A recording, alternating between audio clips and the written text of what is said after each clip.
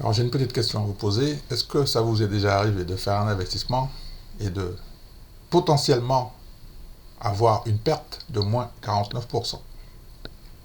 Si c'est non, ben, bravo, tant mieux pour vous. Nous allons regarder un petit peu ce qui se passe dans le secteur bancaire, plus précisément sur la banque FRC, c'est le ticker. Donc, je vais changer d'écran, donc on va passer ici, donc je prépare. Donc vous avez sûrement entendu parler de la banque First Republic Bank, excusez-moi, FRC. La banque américaine s'est effondrée mardi à Wall Street. Les investisseurs s'inquiétant pour l'avenir de l'entreprise, alors que les clients ont retiré plus de 100 milliards de dollars de dépôts au premier trimestre. Par conséquent, l'action a fini mardi, c'est-à-dire hier, de baisser de 49% à la bourse de New York, après avoir été suspendue plusieurs fois au cours de la séance. C'est un truc de malade. Je ne sais pas ce que vous en pensez, mais c'est un truc de malade. Alors imagine bien le truc. Moi, quand j'entends ça, franchement, ça me fait flipper, ça fait peur. Alors qu'est-ce qu'il faut faire? Est-ce qu'il faut paniquer? Je voudrais apporter une petite précision très importante pour vous dire que cette vidéo, c'est pas une recommandation ni d'achat ni de vente, mais plutôt un guide uniquement. Je vais rechanger d'écran. Hier, lors de la séance, donc la séance précédente avec clôture à 16, c'est-à-dire lundi on avait clôture à 16, hier on a eu un petit gap baissier à 12, bon là jusque là ça va, moins 2 dollars. Sauf qu'il y a une mauvaise nouvelle qui est arrivée, qui a fait que les gens ont eu un effet de panique, ils ont vendu. Par conséquent, le titre a perdu, regardez ici, là, 49%. On est bien sur FRB, First Republic Bank, sur la bourse de New York. C'est catastrophique. On dirait un film d'horreur. Je ne sais pas ce que vous en pensez, mais franchement, quand tu vois ça, on dirait que c'est un film d'horreur. On dirait qu'on voit ça uniquement dans les films d'horreur. Personnellement, c'est quelque chose que je n'ai pas encore vécu. Ça va arriver un jour, hein. Il n'y a pas de souci. Donc on va mettre le document ici, document Google, ouais, voilà que j'ai pris. Et on va regarder un petit peu, qu'est-ce que ça dit.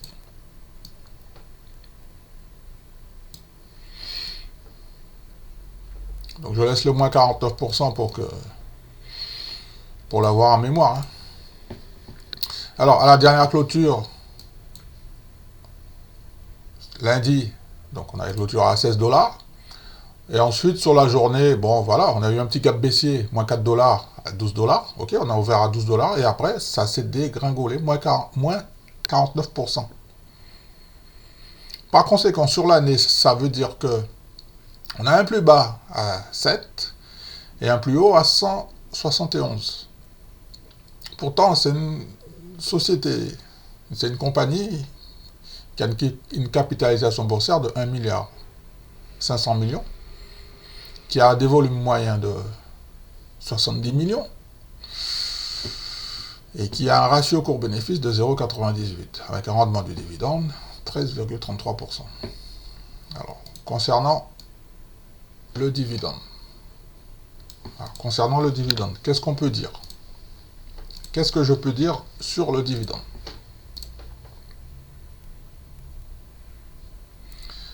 Je vous partage les informations que j'ai en ma possession. Alors, je suis client chez Fortuneo Bank et j'ai été regarder ce document. Donc, on est bien sur la First Bank. J'arrive pas à le dire, hein. First Republic Bank, FRC, c'est le ticker. Sur l'année, parce que moi, en fait, ce qui m'intéresse, c'est, avant de prendre une position, j'aime bien regarder où sont les voyants. En général, pour prendre une position, il faut que le voyant soit rouge par rapport au 1er janvier. J'aime bien, parce que ça veut dire que c'est moins cher. J'aime bien avoir ce genre d'informations. Donc par rapport au 1er janvier, le titre perd moins 93%. Alors vous allez me dire que c'est énorme. On a un autre graphique que je voudrais vous partager ici.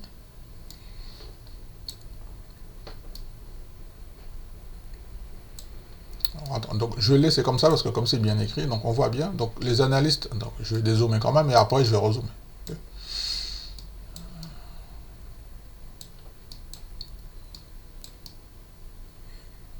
Voilà.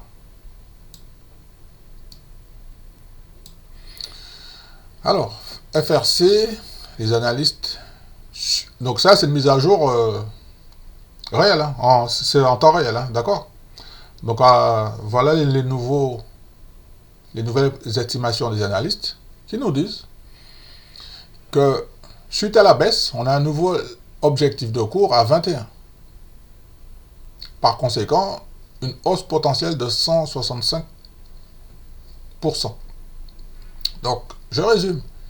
En ce moment, le cours, ici, là, regardez là, on est à 7, 8. Attends, je vais changer d'écran, comme ça va être mieux. Je vais mettre ça ici, je vais changer d'écran. Donc voilà, donc on a un cours ici à 8. Et en fait, les analystes nous disent que ça peut aller à 21. Donc je vais changer d'écran parce que ça va être encore mieux. Donc on va peut-être le voir mieux ici. Donc ici, regardez, on nous dit qu'on est à... Ah, on voit pas terrible. Hein. On nous dit qu'on est ici à 8 là, 8 ici, et que ça peut aller à 20. Et le fait que ça va à 20, 21, on peut faire 161%. Est-ce que c'est vrai? L'avenir nous le dira.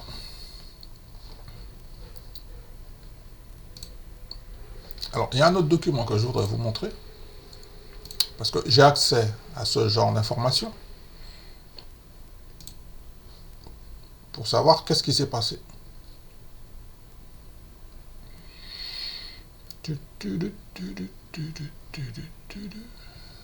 Alors, vous savez que j'ai un partenaire que je paye, qui me donne des informations. Voilà, donc je vais bien vous montrer que nous sommes bien. Alors, comme on voit bien le ticker ici, hein, FRC, hein, FRC. Si je réactualise la page, First Republic Bank, je vais mettre en français. Ça sera un petit peu plus facile pour nous. Donc moi, ce qui m'intéresse, c'est ici, là, dans la propriété. Voilà. C'est cette partie-là, c'est propriété, excuse-moi. Voilà. C'est cette partie-là, en fait, qui nous intéresse. Voilà, c'est cette partie-là. Les transactions. Moi, ce que je remarque, c'est que depuis le début de l'année, ça quitte le navire. Hein. Regardez, que des ventes depuis le début de l'année. En fait, depuis juin, parce que les informations vont jusqu'au mois de juin, ça fait que vendre. Personne n'achète ce titre, ça fait que vendre. Ça fait que vendre, que vendre. Donc ce sont les informations que j'ai en ma possession, que je vous partage. Regardez. Ensuite, donc c'est jusqu'à la fin de l'année. Donc ça s'est calmé au mois de décembre, ils ont arrêté de vendre. Donc on voit bien que il y a un gros décrochage ici, ça a commencé au mois de juin. Donc, je vais revenir ici pendant que je prépare l'écran ici. Ouais, exactement ici. Hein. Donc ça a commencé au mois de juin ici. Là. Donc je rechange d'écran pour vous montrer les débuts de la descente. Ça a commencé ici en fait. Hein. Non, mars, février, 2023, octobre. En fait, ça a commencé ici. Donc sur Google, je vais reculer sur un an pour voir est-ce qu'on peut le voir. Bon, on le voit à peu près ici en fait. Voilà, là on le voit bien ici. Là. Donc juin. On est toujours en juin, donc non, ça a commencé ici. Sur le niveau des 150. On va prendre le point de repère des 150. Regardez là. Donc ici, ça vend à 145. Ensuite, ça vend à 116, 127, 120. Donc ça baisse, ça baisse, ça baisse. Ça fait que baisser.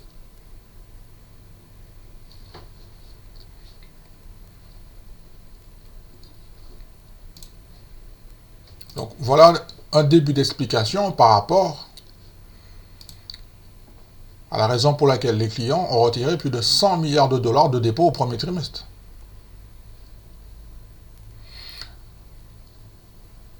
Alors ensuite, on a une petite explication qui nous dit que First Republic a assuré que les retraits de ses clients s'étaient stabilisés depuis fin mars, qu'elle prévoyait de couper dans ses dépenses en licenciant jusqu'à un quart de ses effectifs. Bah oui, ça c'est pour faire des économies.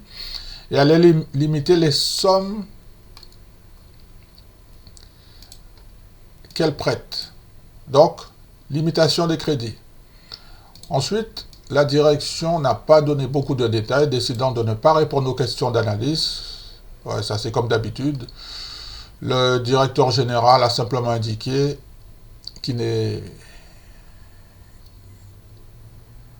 qu'en plus des mesures destinées à renforcer sa santé financière, la banque étudiait des options stratégiques. Alors moi, j'ai une question qui me vient à l'esprit. Est-ce que la SVB... Non, là, c'est pas la SVB Banque, hein. FRC, ben, décidément, je n'arrive pas à le prononcer. Hein. Est-ce que FRC va se faire racheter par une plus grosse banque?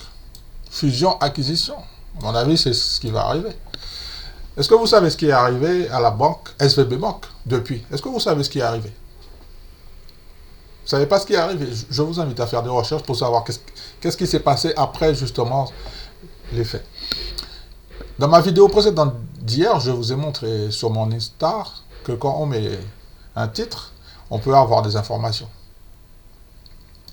Dans le secteur bancaire, oui, je sais que c'est un petit peu compliqué, il n'y a pas d'EBITDA. Hein, donc, je ne sais pas pourquoi, mais bon, il n'y a pas d'EBITDA. Donc, on a un chiffre d'affaires, ça c'est les chiffres que j'ai, hein, le dernier rapport financier. On a un chiffre d'affaires de 5,6 milliards, un résultat net 1,6 milliard, marge bénéficiaire de 28%, bénéfice par action 8,25 $, les BITDA, je ne sais pas. Et rappelez-vous, les BITDA, qu'est-ce que je vous avais dit?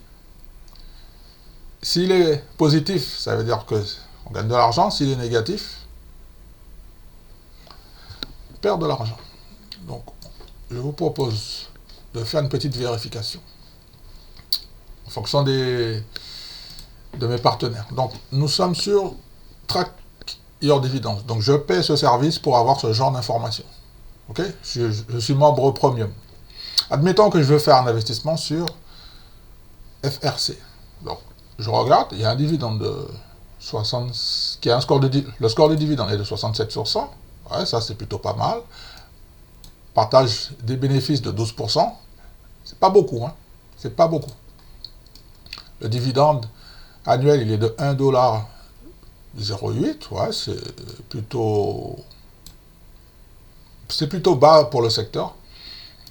Non, je trouve que c'est plutôt très bas pour le secteur bancaire, par rapport à des JP Morgan qui payent $1 par trimestre, donc 4 €, 4 $. Bon, après vous allez me dire que c'est pas une banque régionale. Oui, certes, ok. Donc on va revenir sur le rendement du dividende. Donc on a un rendement du dividende à 6,75%. Dans la partie dividende, on voit bien que tout est ok, mais moi, je voudrais attirer votre attention. À un moment donné, vous savez qu'est-ce qui va arriver? Ben, le dividende, il va sûrement être coupé. À tort ou à raison. Je ne suis pas là pour juger. Je suis juste là pour vous donner des éléments qui vont vous permettre de vous guider, prendre des décisions par la suite. Dans la partie dividende, c'est celle-là qui m'intéresse beaucoup. Ce que je remarque, sur les 10 dernières années, on avait un dividende à 12 centimes. Est-ce qu'il a doublé en 10 ans? 12 et 12, 24. Ouais, il a doublé en plus. Hein. Donc ça se passait plutôt bien. Ah, excusez-moi, j'ai pas changé d'écran. Regardez, désolé. Donc je vous disais que le dividende, 10 ans en arrière, il était à 12 centimes. Et moi, ce que j'aime bien voir, c'est ce qu'il est croissant. Donc, normalement, 10 ans plus tard, il doit être dans les 24 centimes. Et ça s'est même produit sans aucun problème. Puisque l'année dernière, le dividende a augmenté de 22%. il est passé à 0,27 $ par action, il n'y a pas de souci. Et peut-être même que là, cette année, il allait peut-être augmenter. Puisque durant le Covid, il a augmenté, il n'a pas été coupé. Hein. Excusez-moi. Donc, c'est un effet de panique. Alors, est-ce que c'est une mauvaise société? À qui la faute? Parce que c'est ça le truc. À qui la faute? On va revenir ici, parce que j'ai des éléments à vous partager. Pour les investisseurs qui sont sûrement en position et puis qui vont prendre des décisions, hein, de toute façon. Quand tu fais un investissement, je reviens ici, de toute façon, quand tu fais un investissement, à un moment donné, tu dois prendre des décisions pour pouvoir gérer la situation. Surtout s'il y a une grosse crise. Je reviens ici pour vous partager des éléments que j'ai en ma possession.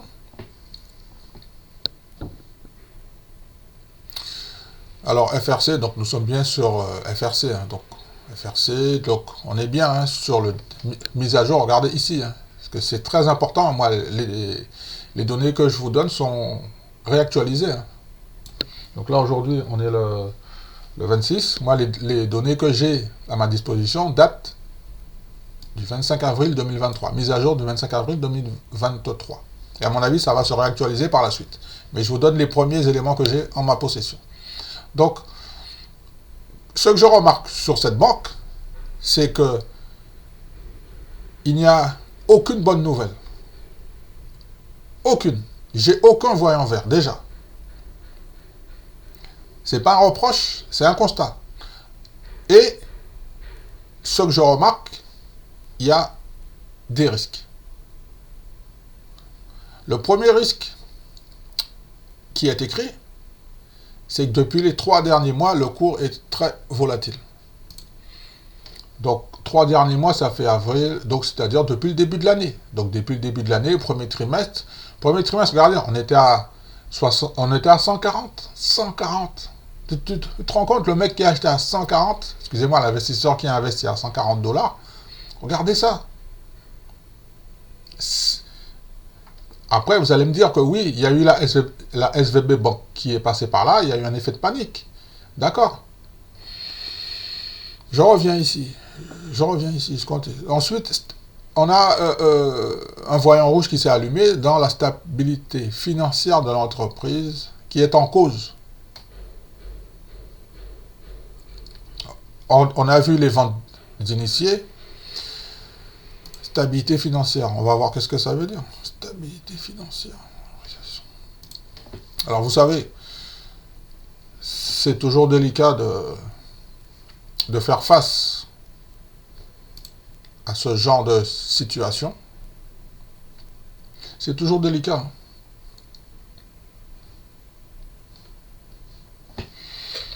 Donc moi, attendez, je vous prépare un document.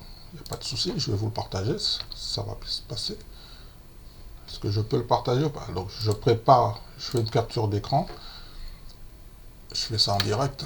D'accord? Parce que je me suis dit qu'il y a sûrement des investisseurs qui sont investis sur FRC, First Republic Bank,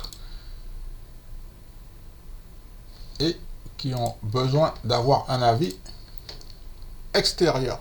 C'est toujours sympa d'avoir un avis extérieur. Donc je vais changer de document. Non, je reviens ici. Okay. Et je vais vous partager ce document. En date de la mise à jour du 25 avril 2023. J'essaie de grandir au maximum hein, pour les gens qui sont sur les téléphones mobiles. Regardez. Donc, FRC, résultat du premier trimestre 2023. Le bénéfice par action et les revenus dépassent les attentes des analystes.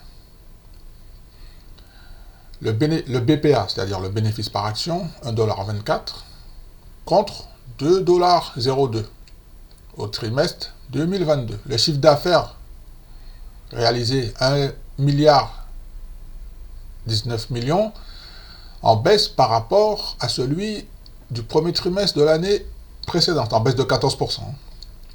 résultat net de 129 millions, en baisse de 37% par rapport au premier trimestre de l'année précédente. Marge bénéficiaire 19% contre 26% par rapport au premier trimestre de l'année précédente. La baisse de la marge s'explique par la baisse des revenus.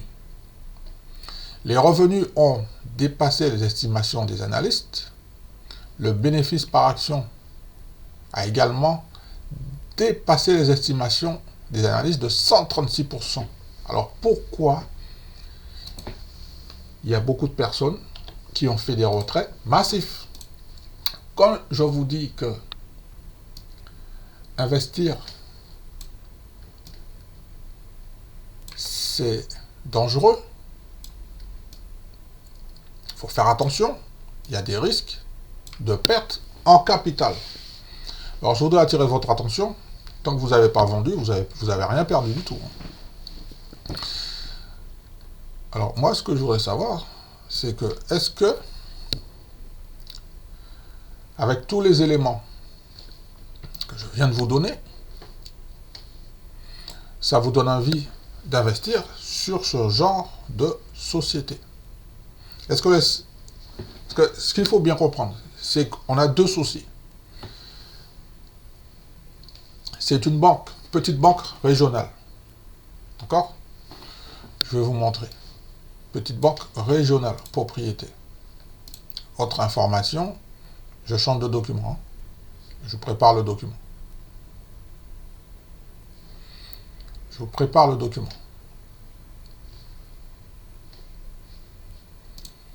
Vous voyez ici, dans les informations clés, c'est une petite banque régionale, caisse régionale, dans le secteur banque. Capitalisation boursière, 1,5 milliard de dollars américains. Il y a environ 186 millions d'actions en circulation. C'est une banque qui a été créée en 1985. Est-ce qu'il y a de la croissance, à votre avis? Alors, on va voir ce que me dit. En plus, il y a de la croissance. Regardez la croissance. Alors, bien évidemment, je sais que mon collègue Thierry, il est beaucoup plus expert que moi dans le secteur bancaire.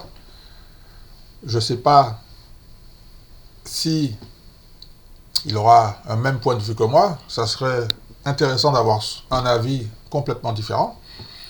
Parce que moi, quand je vois par exemple que le prix, qu'on a une décote de prix, hein, de toute façon, vous avez vu la décote de prix, je vous remets le graphique, et regardez le prix là.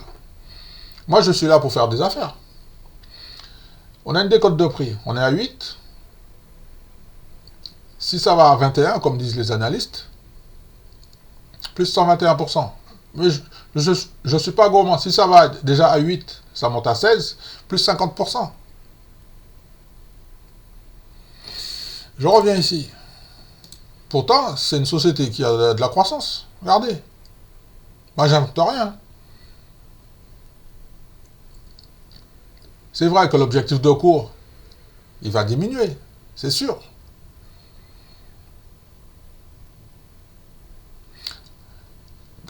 Nous avons comme information clé, pour les années futures, hein, puisque là, on est dans la croissance future. Regardez bien. On n'est pas dans le passé. Je ne suis pas dans les performances passées, dans la future. Ce qu'il faut bien comprendre, c'est que quand on fait des investissements, en date d'aujourd'hui, c'est pour le futur. L'information qui a un point d'interrogation pour moi, c'est que est-ce que cette banque va disparaître? Point d'interrogation. Est-ce qu'elle va gagner de l'argent dans les années futures? Ou est-ce qu'elle va être rachetée par une plus grosse banque? Je continue avec les informations que j'ai. Sur le futur, donc sur le futur, on a un taux de croissance des bénéfices de 31%. On a bénéfice par action, le taux de croissance du bénéfice par action de 36,7%. Sachant que dans le secteur bancaire, ici, excusez-moi, Ici, on est à 2,4%. Et il est écrit ici que dans la couverture des analyses, il y a une bonne couverture des analyses. Est-ce qu'on peut avoir une autre information? Donc, je vais regarder maintenant sur Tracker Dividende pour savoir un petit peu les informations qui sont à ma disposition.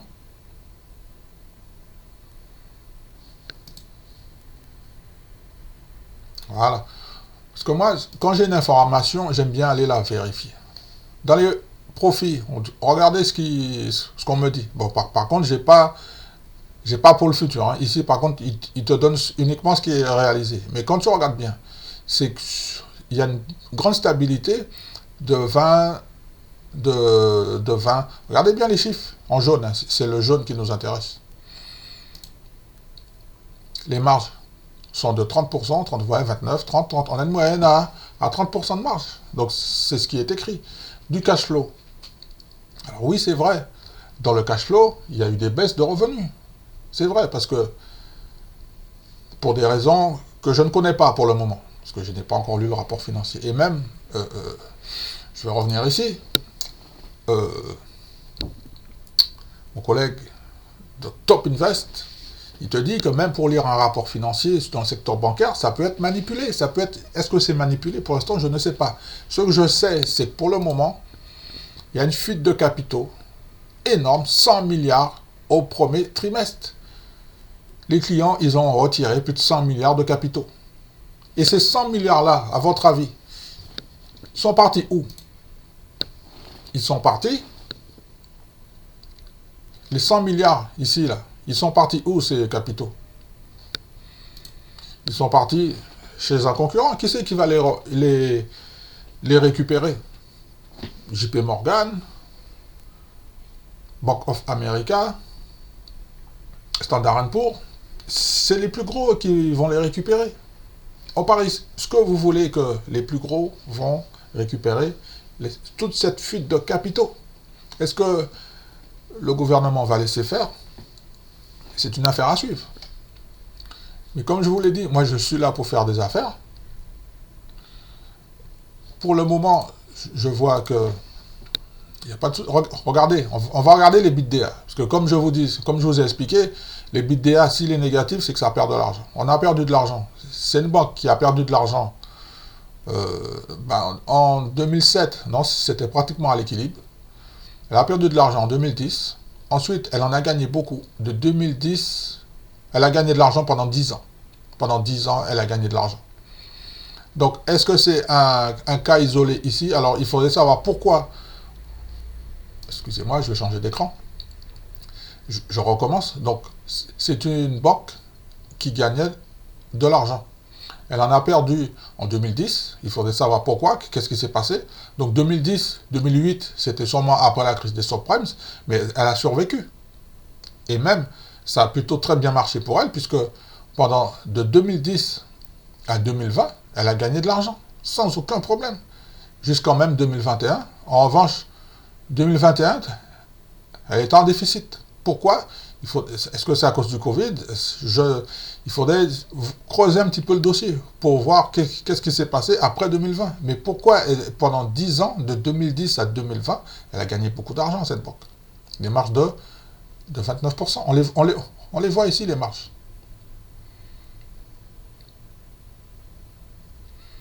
Ensuite, sur le courant ratio, je vous ai dit que c'est un indicateur que je regarde quand même. 2018, voilà, 2018. Alors, eux, ils sont stabilisés à 0, donc peut-être que c'est parce que c'est le secteur bancaire, je ne sais pas. Il faudrait que je creuse un petit peu le dossier. Mais quand tu as un current ratio qui est en dessous de 2, parce que là, pratiquement, il est toujours à 0, donc peut-être que c'est le secteur bancaire, hein. Ça veut dire qu'il y a des préoccupations, mais peut-être que c'est normal dans le secteur bancaire. On peut regarder sur une autre banque. On peut prendre par exemple JP Morgan. On va juste faire une petite vérification avec JP Morgan. Regardez les marges, je vous montre bien, on est avec JP Morgan. C'est juste pour vous guider. JP Morgan, il y a à peu près les mêmes marges, 29% de marge nette. En revanche, regardez le... Voilà, c'est ce que je vous disais. Regardez le current ratio. Le current ratio, regardez là, il a été pratiquement à zéro pendant de 2013 à 2018. Et ensuite, il y en a une accélération à la hausse. Et quand le current ratio est supérieur à 2, ça veut dire... Le current ratio, en fait, c'est un indicateur qui te permet de voir, qui vous permet de voir si la société, la compagnie, elle est capable de rembourser ses dettes. Alors peut-être que durant toute cette partie-là, il n'y avait pas de dette. Mais en tout cas, ici, ce que je remarque, 2019, on est supérieur à 2, donc ça veut dire que là, ça a gagné beaucoup d'argent. Ensuite, maintenant, on est toujours supérieur à 2 en 2022. C'est une société qui gagne beaucoup d'argent et qui n'a pas de difficulté à payer de dette. Il faudrait vérifier. Quelle est la dette au niveau de la santé financière? Attendez, on va revenir. Attendez, je vais revenir sur la croissance. Pour la croissance, parce qu'il y a une partie que je voudrais vous montrer. Dans le prévisionnel de croissance, parce que j'ai accès à cette information également. Dans le prévisionnel de croissance 2023, bon, bien sûr, on a une chute, mais les analystes ont déjà fait leurs calculs. Vous savez, eux, ce sont des experts. Hein. Pour 2024, qu'il y aura une baisse de la croissance. Oui, c'est normal. En revanche, 2025, donc là, on est à combien là? 5 milliards de revenus. 2024, ils ont prévu 3 milliards. Donc, moins 200 millions en gains. Ok, d'accord. Ce sont des estimations, attention, ce sont des estimations. Pour 2024, revenu à 3 milliards. La normale, c'est combien? Quand c'est normal, parce que regardez, on a été croissant. 2021, 3 milliards 6, ok. 2022, 4 milliards. 2023, 5 milliards. Et ce qui est prévu, c'est que pour 2025, il est prévu 3 milliards 9, pratiquement 4 milliards, revenir sur le niveau de 2023. Est-ce que ça va se réaliser? Ce sont des estimations sur la croissance future. Le secteur bancaire, il est à 2,4% ici. Bon, je ne peux pas le sélectionner, j'arrive pas. Ici, à 2,4%. La compagnie, regardez, au niveau de sa croissance future, c'est la croissance future. Donc la croissance prévue par FRC, 31% par an, est supérieure au taux d'épargne de 2,1% du secteur. En revanche, on a un voyant rouge qui nous dit que le chiffre d'affaires de FRC de 18% par an devait croître de moins de 20% par an. C'est-à-dire, au lieu d'être de 18%, au lieu d'être de 20%, il va croître, il y aura une baisse de 18,7%. Alors, je sais que les chiffres, je sais que ça fait beaucoup de chiffres. Hein. Je sais que ça fait beaucoup de chiffres. Parce que c'est pour ça que je ne veux pas trop vous montrer des chiffres, parce que ça va vous donner mal à la tête. Mais à un moment donné, quand on fait ces investissements, il faut faire ses devoirs sur la compagnie sur laquelle on veut investir de l'argent. Et faire des profits avec elle, puisque elle va faire des profits.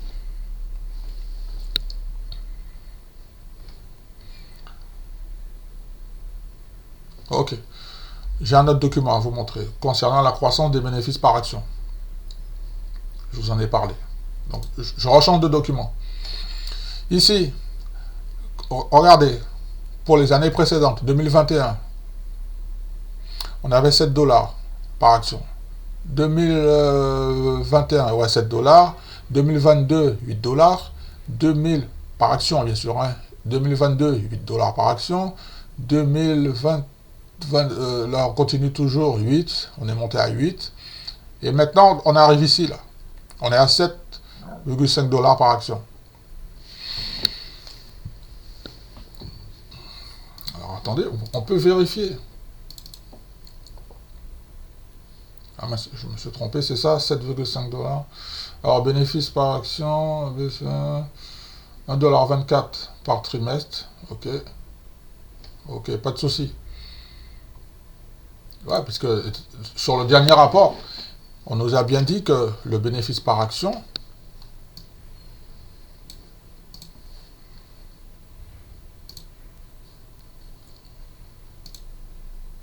sur le dernier rapport, on nous a bien dit que le bénéfice par action a augmenté.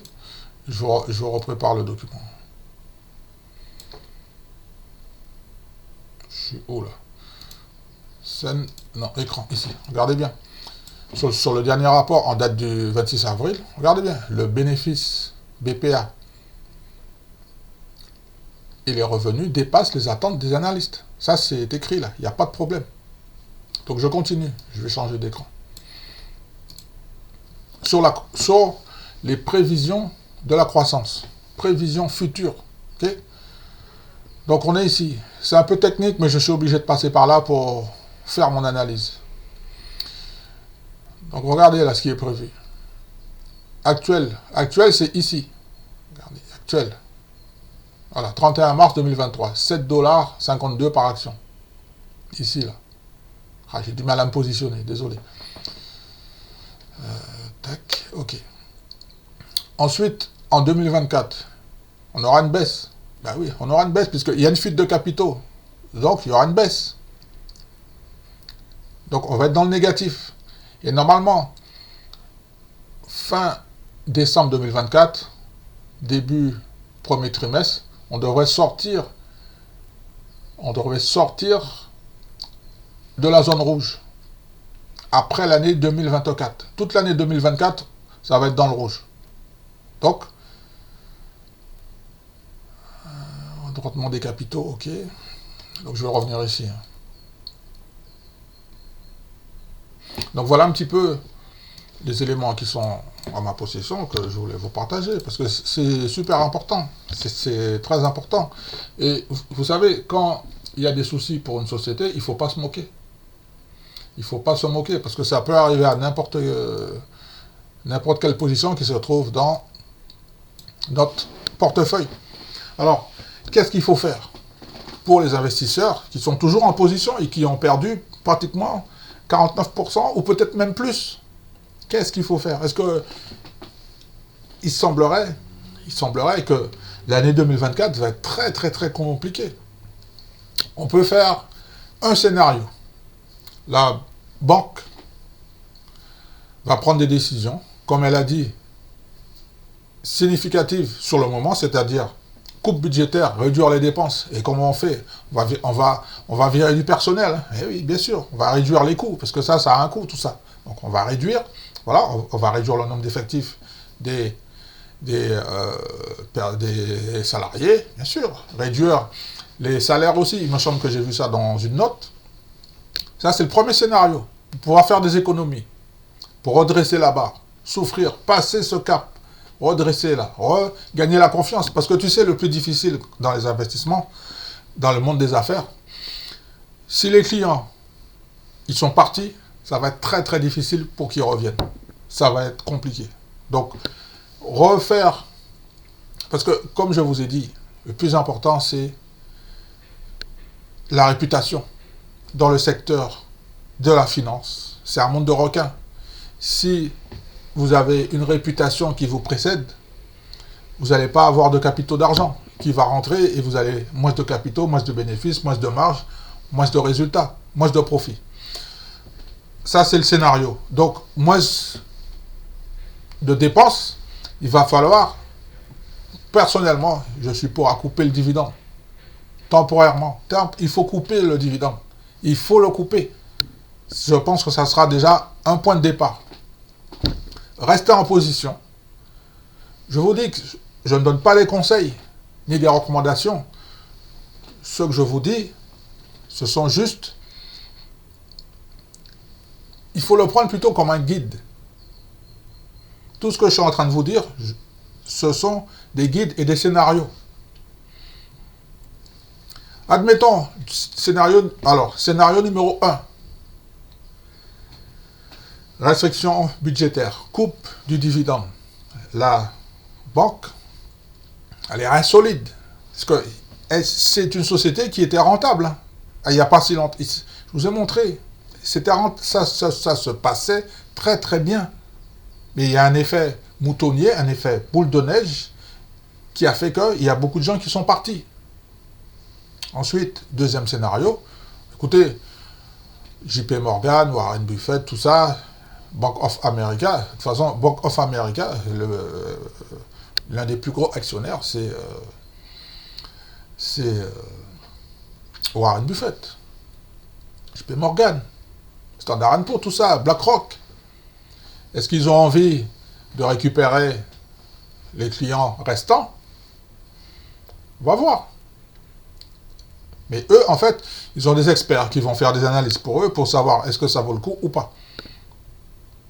C'est ça, en fait, qui va se passer. Et l'avenir nous le dira. Parce que, qu'est-ce que va devenir cette banque? Parce que de toute façon, il y a un truc que vous ne savez pas, c'est que j'ai déjà vécu réellement ce qui se passe. Et moi, c'était pire, parce que je suis ancien client de ING Banque, en France, et du jour au lendemain, c'est une banque, je ne sais pas si elle gagnait de l'argent ou pas, mais sauf que du jour au lendemain, la banque a décidé de fermer. Là, ce qui se passe, c'est complètement différent. La banque n'a pas décidé de fermer. C'est complètement différent. Elle a juste une fuite de capitaux vers d'autres banques. Parce que quand vous avez de l'argent sur votre compte en banque, si vous faites plus confiance, de toute façon, si vous sortez de l'argent de votre compte en banque, ça veut dire que vous n'avez plus confiance. Mais est-ce que ces clients qui sont partis, ils ont plus confiance uniquement dans la FRC Bank, First Republic Bank, ou dans le système bancaire, dans sa globalité? On a tous des soucis avec nos banques. Qui n'a jamais eu de soucis avec sa banque? Des fois, tu fais un retrait. Moi, ça m'est arrivé il n'y a pas longtemps. Je suis dans un magasin, je suis en train de faire un achat. Et pas une somme importante. Pas une somme importante. Alors, peut-être parce que je ne sais pas qu'est-ce qui s'est passé, sauf que la banque a refusé de payer l'achat. Bon, vu que j'ai 2 cartes, je suis passé sur la deuxième carte. Mais est-ce que j'ai réalisé? J'ai dit au vendeur, attendez, écoutez, il semblerait que j'ai un souci technique avec le paiement. Pourtant, j'ai de l'argent. Et vous savez qu'est-ce qui se passe quand c'est comme ça? Vous êtes dans le magasin, le vendeur, il pense que vous n'avez pas d'argent et puis que vous ne pouvez pas payer. Moi, j'ai eu le réflexe de faire une capture d'écran. Je lui ai montré que non, c'est que ma banque pense qu'il y a un risque de fraude. Un risque de fraude. Par conséquent, elle a bloqué la transaction. Alors, qu'est-ce qui s'est passé? Donc, j'ai expliqué la situation au vendeur et je lui ai dit, écoutez, je régularise ma situation, il faut que, pour l'instant, je suis bloqué et par la suite, je reviendrai vers vous, monsieur. D'accord? Ce que vous devez comprendre, c'est que nous tous, à un moment donné, on a des soucis avec nos banques. Et est-ce que, c'est une hypothèse, est-ce que les clients, ils n'en ont pas ras-le-bol? C'est une hypothèse. Ils en ont peut-être ras-le-bol aussi, peut-être que... Et puis là, ben, ils ont dit, bon écoutez, bon maintenant, moi ça suffit, allez, vous me clôturez tous mes comptes, ciao, c'est fini. Peut-être que c'est ce qui s'est passé. J'aimerais savoir, vous avez sûrement dû être déjà confronté à une baisse, une grosse baisse sur... Mais quand je dis une grosse baisse, c'est pas du moins 10, moins 20%, non, une grosse baisse, c'est quand tu dépasses les moins 30%, mais en une séance. Bon, personnellement, ça ne m'est pas encore arrivé. Ça ne m'est pas encore arrivé ou pas? Pas encore ou pas? Pas encore ou pas? Si, j'ai un titre. Mais ça me fait sourire, parce que moi, je sais qu'il ne va pas fermer. J'en parle pas, mais j'ai un titre dans mon portefeuille, oui, bien sûr. C'est à cause d'autre chose. Alors, je peux vous en dire 2 mots. C'est juste que j'ai un titre dans mon portefeuille, oui, effectivement. C'est une compagnie qui a acheté une autre compagnie, et puis elle a baissé le dividende qu'elle nous payait pour donner à l'autre acquisition. pour avoir plus de clients, en fait. Comme tu sais, dans le business, c'est donnant-donnant. Il faut que ce soit gagnant pour la banque et il faut que ce soit gagnant pour les clients. Donc, c'est exactement ce qui s'est passé. Enfin, c'était pas dans le secteur bancaire, hein, pas du tout. Qu'est-ce que j'ai fait? Est-ce que j'ai paniqué? Mais bien sûr que non, j'ai pas paniqué. Puisque moi, j'avais déjà fait mes devoirs sur cette société et je peux vous garantir que je dors tranquille, il n'y a pas de problème. Il n'y a pas de problème. C'est une compagnie qui ne va pas disparaître dans les 5 ans ni dans les 10 ans. Non, elle sera toujours là. Pour revenir à la FRC, j'ai envie de dire aux investisseurs qui sont dans cette posture de prendre du recul, de faire une analyse. De toute façon, si vous avez pris la position, c'est que vous aviez vos raisons. Maintenant, c'est pour ça que je vous dis que quand vous faites des investissements, il y a des gens qui te disent « moi j'achète à vie ». Les gens qui font ça, en fait, c'est... Excusez-moi, il ne faut pas dire ça. Je ne vous recommande pas de dire que j'achète à vie. Vous ne savez pas qu'est-ce qui... Regardez, c'est une société qui a... Je vous ai montré de 2010 à 2020 qui tout se passait très bien. Tout se passait très bien. Il n'y avait pas de problème. Et c'est pour ça que quand il y a un souci, il y a un déclencheur qui a fait que les gens ont retiré massivement leurs capitaux. Pourquoi ils ont fait ça? Parce qu'il y a eu un déclencheur. Et le déclencheur, c'est la SVB Bank, qui tournait très bien aussi. Et là, on a un effet répétitif. Dans le jargon des investissements, plus particulièrement de la bourse, on a un effet moutonnier. Est-ce que c'est grave? Mais bien sûr que c'est grave. Bien sûr que c'est grave. Pour comprendre, il faut être en position pour pouvoir comprendre. En revanche, moi, il faut que je lise franchement le rapport financier et même j'attends avec patience la formation de Top Invest. Thierry, oui, voilà, donc j'attends que sa formation, pour que j'aille me former avec Thierry, parce que moi, le secteur bancaire, c'est un secteur qui m'intéresse. J'ai des positions sur... alors, j'ai une position sur JP Morgan, oui, bien sûr, j'ai une position sur JP Morgan. J'aimerais revenir sur BlackRock, bien sûr. Je fais preuve de patience. Parce que c'est des sociétés qui sont des gros poissons.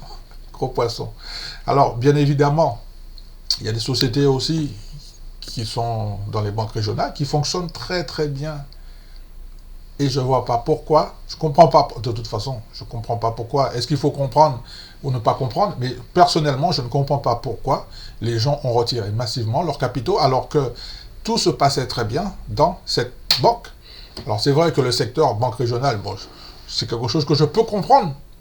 Mais de mon point de vue, ce qui s'est passé, c'est vraiment du n'importe quoi. Quand tout se passe bien avec un partenaire, tant que on reste. Pourquoi partir? J'ai 2 banques en ligne, Boursorama Banque et la nouvelle Fortuneo Banque.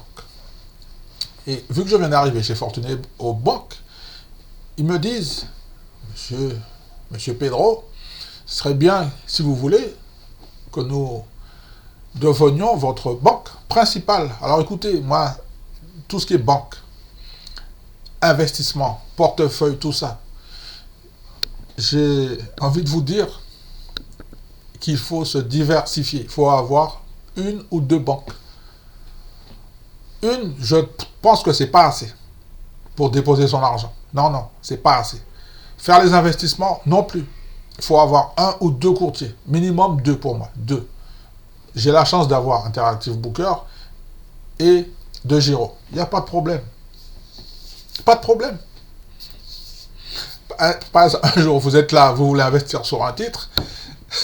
Sauf que pour pouvoir faire ça, il faut avoir du cash sur de Giro et du cash sur Interactive Brokers. Par exemple, là, si je veux prendre, par exemple, je ne sais pas, alors attendez, je vais faire mon petit calcul, parce que j'ai un souci, quand je mets la calculatrice ici, on ne la voit pas, donc on est à 8. Alors, je vais prendre un prix de 9. 9. On imagine que je veux investir 4000 euros, 4000 dollars sur... donc je vais faire 4000, voilà, tac, avec un prix de 400, voilà. Admettons, oui, bien sûr, que j'ai confiance, que je fasse mes devoirs. Admettons, c'est le scénario. Parce que moi, je suis le guide. Admettons, j'ai 4000 dollars, je voudrais acheter 400 titres, environ 450 ça fait, à 9 dollars, ok? 450 titres, j'achète 450 titres. Mais quand j'achète, puisque là, ce qui se passe, c'est ponctuel. Sur le fond, enfin sur la forme, c'est ponctuel. Mais dans le fond, est-ce que c'est normal? Non, c'est-à-dire, je vous ai expliqué, je ne vais pas revenir dessus, c'est un effet moutonnier. Est-ce que ça va rentrer dans l'ordre? Mais bien sûr que ça va rentrer dans l'ordre. Alors, est-ce qu'il y a moyen de faire des affaires avec cette compagnie? Oui. Avec le risque? Bien sûr. De perte en capital? Bien sûr. Ça fait pas. Mais comment il faut faire pour s'enrichir? La première chose à faire, c'est apprendre. Apprendre, hein. Le verbe apprendre. Se former. Et rentrer dans un business qui nous intéresse, où on est habitué. Il ne faut pas avoir peur. Si vous n'êtes pas à l'aise, par exemple, avec le secteur bancaire, il ne faut pas y aller. Point barre. Bien sûr. Il y a des gens, par exemple, qui ne veulent pas entendre parler du secteur de la santé. Ils me l'ont fait savoir. Mais moi, j'ai envie de faire du business avec le secteur de la santé. OK? Donc, le secteur bancaire, il y en a qui ne veulent pas en entendre parler. Mais donc, je lance un appel à Thierry. Je serais curieux d'avoir son avis sur le dossier FRC. Est-ce qu'il y a moyen de faire du business avec FRC? Bon, je sais qu'il nous déconseille d'aller dans le secteur bancaire parce qu'il a des arguments très très solides. Hein, que je comprends d'ailleurs. Que le secteur bancaire, c'est un milieu opaque. On peut modifier les chiffres, on peut les trafiquer. Mais sauf que quand tu regardes bien, sur la planète, on ne peut pas garder l'argent à la maison, on est obligé de le déposer quelque part, dans une banque. Les petites banques régionales, elles sont... Parce que je discutais avec ma fille hier, je lui ai expliqué, mais tu sais ma fille, le souci, enfin la grosse différence, la grosse divergence qu'il y a avec les États-Unis, vous voyez, c'est un sujet qui me passionne, secteur de l'investissement. Et là, on est vraiment dans un cas très intéressant. Je disais à ma fille, mais en France, je peux te citer une dizaine de banques, allez, maximum 15 banques. Aux États-Unis, ce n'est pas le cas. Il y a environ 50 banques, 100 banques. C'est énorme le nombre de banques qu'il y a aux États-Unis par rapport à nous, ici, en France. BNP, LCL, Société Générale, Crédit Lyonnais, la Banque Agricole, le Crédit Agricole, la Caisse d'Épargne, la Poste. Voilà, donc on va vite faire le tour. Si j'en ai oublié, donc dites-le moi en commentaire, il n'y a pas de souci. Est-ce que j'ai la possibilité de faire une affaire avec la FRC? Alors, je peux vous garantir que... Mais j'ai envie d'y aller. Alors, vous savez comment je vais faire? Je vais essayer d'y aller en 4 fois. 4 fois 1000. Mais le problème, c'est que quand ça part, ça part. Hein. 4000. J'ai un objectif de 400 actions, donc je vais en acheter 4 fois 100. 4 fois 100. 100 par trimestre. Donc voilà peut-être un petit plan d'investissement, 100 par trimestre. Pourquoi? Parce que je vous ai expliqué pourquoi. Hein. Et je vous ai expliqué la croissance, qu'est-ce qui va arriver, comment ça va arriver, selon les estimations des analystes. Et en général, ils se trompent très très peu. Très très peu. Voilà, c'était Pedro pour la chaîne YouTube Cash Dividende. Je vous dis à très bientôt pour une prochaine vidéo. Restez connectés, faites attention sur les marchés financiers. Il y a pas mal de volatilité en ce moment.